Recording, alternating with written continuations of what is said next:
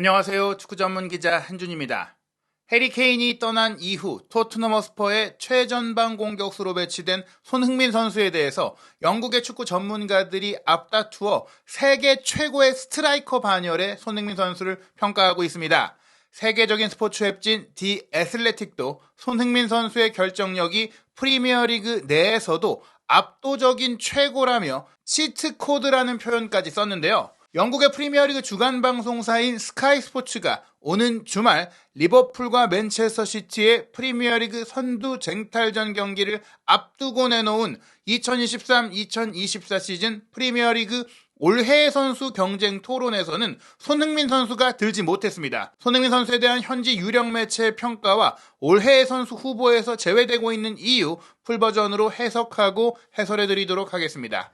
오는 주말에 있을 프리미어리그 28라운드 일정은 순위 경쟁의 분수령이 될 수 있는 경기들이 많이 있는데요. 무엇보다 현재 1위인 리버풀과 2위인 맨체스터 시티의 맞대결, 그리고 현재 4위인 에스턴 빌라, 5위인 토트넘 허스퍼의 챔피언스리그 진출권을 걸고 펼쳐지는 맞대결이 중요합니다. 또한 아스널은 최근 연이어서 다득점 경기를 펼치면서 새로운 우승 경쟁의 변수로 치고 올라오며 빅6 안에 있는 팀들에 대한 관심이 점점 높아지고 있는데요.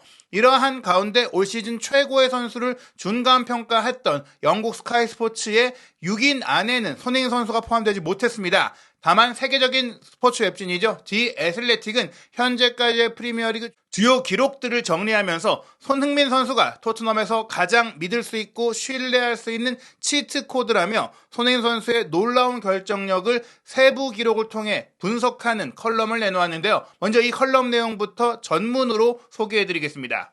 토트넘의 가장 믿을 수 있는 치트 코드는 손흥민 선수입니다. 토트넘은 상당히 혼란스러운 팀이기 때문에 보는 재미가 쏠쏠하죠. 올 시즌에 5경기에서 뒤지다가 역전승을 거뒀다라는 것이 대표적인 예입니다. 흥미진진하고 스릴 넘치는 후반전을 많이 만들어냈지만 현재로서는 팬들의 입장에서는 지루하고 일상적인 2대0 승리를 기원하고 있을지도 모릅니다. 혼란과 일관성은 친구가 아니죠. 선제골을 계속해서 실점하는 것은 지속 가능하지 않은 상황이므로 챔피언스리그 야망을 가진 팀에게는 확실한 무언가, 즉 믿을 수 있는 사람이 필요합니다. 다행히도 토트넘에서 손흥민 선수는 몇 가지 방법을 통해 그 능력을 판단할 수 있는 존재입니다. 첫 번째는 시력 테스트라는 표현을 썼는데요. 손흥민 선수가 뛰어난 축구 선수라는 것은 이미 잘 알려진 사실이라고 디 애슬레틱에서 굳이 이제 더 설명이 필요 없다라고 얘기한 것이죠. 지난 주말 크리스탈 팰리스와의 프리미어리그 경기에서 손흥민 선수가 깔끔하게 골을 넣었을 때 그가 득점할 것이라는 데 있어서 의심의 여지가 없었나요? 없었다라는 것이죠. 손흥민 선수가 그 위치에서 공을 잡았을 때 이건 골이다라고 다들 믿었다, 의심하지 않았다라는 얘기입니다. 가장 기본적인 통계, 손흥민 선수가 올 시즌 13번째 프리미어리그 득점을 올린 것인데요. 이 기록은 지난 시즌을 포함해서 토트넘에서 뛰었던 이전의 5시즌 동안의 득점보다 올 시즌에 이미 더 많은 골을 넣었다라는 점입니다. 즉 올 시즌에 손흥민 선수가 토트넘 입단 후 전체 기간을 보더라도 최고의 득점력과 최고의 결정력을 발휘하고 있다라고 소개했는데요. 디 애슬레틱은 이런 추세라면 프리미어리그 득점왕을 차지했던 2021-2022 시즌, 자신의 최고 득점 시즌이었던 23골을 넘어설 가능성도 충분히 있다. 즉 이미 13골을 넣은 손흥민 선수가 올 시즌에는 최소한 24, 25호 골, 나아가 30호 골까지 노릴 수 있다라고 기대감을 표현한 것입니다. 하지만 여러분들은 모두 똑똑한 독자이므로 조금 더 고급 수치로 넘어가서 손흥민 선수가 기대 득점에 있어서 치트 코드에 가까운 선수다. 즉 지표가 제시하는 것보다 지속적으로 더 많은 골을 넣은 공격수라는 점을 주목해야 할 것입니다. 이 차트에서 볼 수 있듯이 지난 6시즌 동안 손흥민 선수는 그래프가 지속적으로 급등하는 동안 가끔씩만 하락했을 뿐 꾸준히 자신의 기대 득점을 뛰어넘는 활약을 펼쳤습니다. 기본적으로 이 파란색 그래프는 그가 평균을 훨씬 웃도는 속도로 마무리를 해내고 있으며 수년 동안 그렇게 해왔다라는 것을 보여줍니다. 즉 손흥민 선수가 토트넘이 프리미어리그 준우승 이후 그리고 챔피언스리그 준우승을 차지했던 2018-19 시즌부터 그때부터 손흥민 선수가 이제 월드 클래스로 인정을 받았잖아요. 기대 득점을 훨씬 뛰어넘는 실제 주어진 기회보다 더 많이 득점을 하면서 골을 넣기 어려운 상황에서도 결정을 해내는 최고의 킬러 본능을 보여줬던 그때부터 현재까지 꾸준히 이런 모습을 보여왔다라는 것인데요. 사타구니 부상이 있었죠. 스포츠 헤르니아를 겪었던 지난 2022-2023 시즌에도 경기의 일부 시간, 이게 이제 실시간 경기별 기대득점 초월 그래프인데 빨간색이 이제 골을 더 넣었어야 했을 때 못 넣은 그 경기거든요. 그게 거의 적고 실제로는 더 많은 기간 더 많은 골을 기대보다 많이 넣었다. 불확실한 기회조차도 확실하게 성공시켜냈다라는 것입니다. 이거를 무려 2018년부터 현재까지 무려 6시즌 동안 해내고 있다는 겁니다. 올 시즌 손흥민 선수는 프리미어리그에서 그 어떤 선수보다도 뛰어난 결정력, 뛰어난 활약을 펼치고 있습니다. 수치상으로 손흥민 선수는 약 8골 정도를 넣을 수 있었던 것인데 그보다 5골이나 더 넣고 있는 것이죠. 이러한 기록에 근접한 기대득점 초월 기록에 손흥민 선수의 비견될 수 있는 선수는 웨스트햄 유나이티드의 제러드 보엠뿐이며 리버풀의 디오고 조타 정도도 뭐 한 5골 정도에 근접해 있긴 하지만 나머지 선수들과는 아주 큰 격차를 보이고 있습니다. 해리 케인이 떠난 것이 손흥민 선수에게 자유를 주었는지 혹은 토트넘의 메인 득점원이 되어야 한다는 책임감이 손흥민 선수를 더 잘하게 만들었는 데 대해서는 불가피한 토론이 될 수 있겠죠. 그 얘기는 중요하지 않다. 물론 불합리한 논쟁은 아니지만 손흥민 선수는 이전부터 오랫동안 사실은 이만큼 잘해왔다. 즉 케인이 이번에 떠나서 그런 게 아니라 손흥민 선수가 좀 더 골을 넣을 수 있는 역할을 맡았기 때문에 이 기록이 더 두드러질 뿐이지 원래도 손흥민 선수의 결정력은 좋았다라고 소개하는 것입니다. 이 순위표를 다시 한번 보시면 손흥민 선수가 기대 득점보다 무려 5.34골 5골에서 6골 정도를 더 넣은 것이고요. 제러드 보엔도 물론 대단해요. 4.91골이니까 5골. 그러니까 이 기록을 이제 반올림하거나 이제 앞에를 좀 올림값으로 치더라도 손흥민 선수가 이제 한 골 정도는 브로인보다 더 뛰어나게 골을 더 많이 넣은 것이고 디오고 조타가 4.58골 그리고 황희찬 선수 3.63골 아마 손흥민 선수에게 많이 배웠을 것 같고요. 또 이제 레온 베일리가 3.52골 아데바요 선수가 3.37골 베르나르도 실바가 3.2골 등인데 이 3골 정도를 초월하는 것은 이런 선수들이 꽤 있어요. 하지만 5골 이상을 초월하는 것은 정말 있을 수 없는 일인데 이게 한 시즌 반짝이 아니라 꾸준하게 이러고 있기 때문에 이것은 손흥민 선수의 실력이다라고 얘기한 것입니다. 이러한 놀라운 결정력에도 불구하고 스카이 스포츠가 한국 시간 기준으로 오늘 내놓은 프리미어리그 올해 선수의 분석에 대해서 후보에 대해서는 손흥민 선수가 빠졌는데요. 모하메드 살라, 버질 판다이크, 필 포든, 로드리, 부카요 사카, 데클란 라이스 이 6명이 뽑혔거든요. 이럴 수밖에 없었던 이 세부 기록들을 소개하게 되는데 이 선수들이 모두 홀란 선수가 없잖아요. 결정력 지표로는 손흥민 선수를 따라올 선수가 없기 때문에 다른 전술적 관여도로 인해서 올해 선수 후보에 올라왔다. 이 팀들이 모두 우승 경쟁을 하고 있기 때문에 가능한 후보 선정이다라고 보시면 될 것 같습니다. 첫 번째 후보는 모하메드 살라 선수인데요. 살라는 아프리카 네이션스컵의 이집트 대표팀으로 인해 차출됐고 그 이후에 허벅지 부상까지 당하면서 올 시즌에 리그에서만 7경기나 결장을 했음에도 프리미어리그 선발 출전이 딱 20회밖에 없었음에도 24개의 공격 포인트, 15득점 9도움을 기록하며 리버풀의 핵심 선수로 활약하고 있다라고 평가했습니다. 에스턴 빌라의 올리 왓킨스만이 올 시즌 살라보다 더 많은 골을 넣거나 더 많은 어시스트를 기록한 유일한 선수인데요. 하지만 90분당 1.2골 관여라는 살라의 놀라운 기록을 뛰어넘은 선수는 없습니다. 즉 현재 득점 선수는 혼란이지만 왓킨스가 16득점 10도움으로 살라보다 득점 도움을 모두 더 많이 기록한 유일한 선수라는 거고요.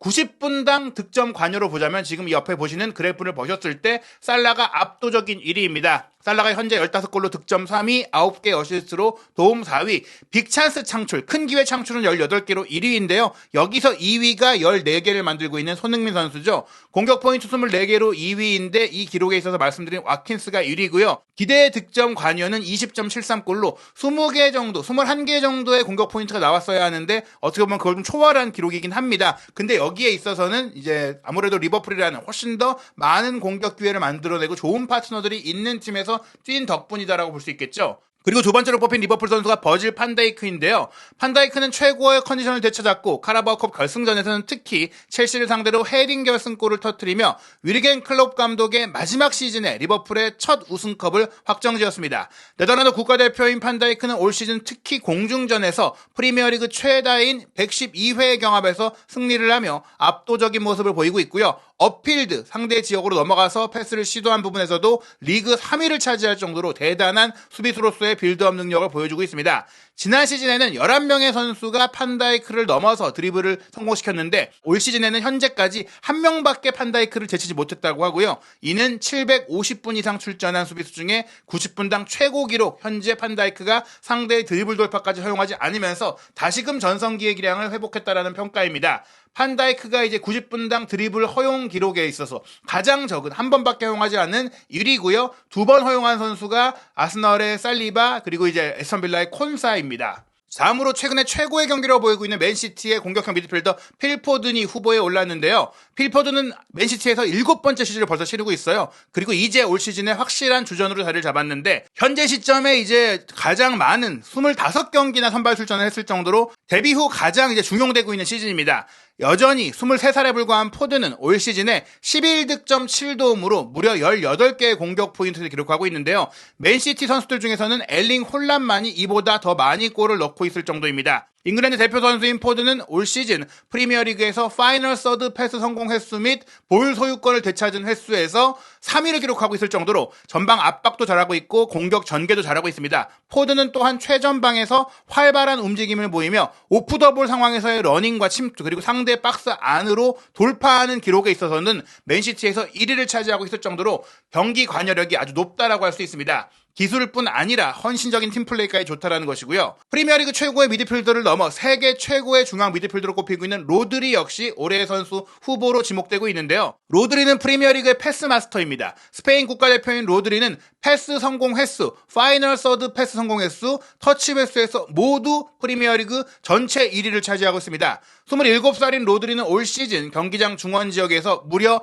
91번이나 소유권을 되찾을 정도로 공도 잘 찾아오고 있는데요. 브렌트포드 미드필더인 크리스티안 뇌르고르만이 로드리보다 더 많이 소유권을 되찾아온 유일한 선수입니다. 로드리는 미드필드의 파괴자이기도 하지만 올 시즌 박스 바깥에서만 프리미어리그 3골을 기록하면서 자신의 라커룸에 로켓을 보관하고 있다는 표현이 나왔어요. 로드리보다 올 시즌에 더 많이 중거리 슈팅으로 골을 넣은 선수는 없는 상황입니다. 주목할 만한 점은 그의 패스가 항상 안전하거나 짧거나 옆이나 뒤로 향하는 그런 패스가 아니라는 점입니다. 평균적으로 로드리의 패스는 90분당 무려 133명의 상대 선수를 뚫어냈는데 이는 세컨드 스펙트럼이라는 매체가 2019-2020 시즌부터 이 지표를 기록하기 시작한 이래로 최고의 비율이라고 하는데요. 결국에는 중거리 슈팅, 전진 패스, 스루 패스, 공 소유권 확보까지 최고의 활약을 로드리가 펼치고 있다는 겁니다. 다음은 아스널의 부카요 사카인데요. 사카는 올 시즌 프리미어리그에서 무려 21개의 공격 포인트, 13득점 8도움을 기록하며 아스널이 우승 경쟁을 할 수 있는 데 있어서 공격적으로 가장 큰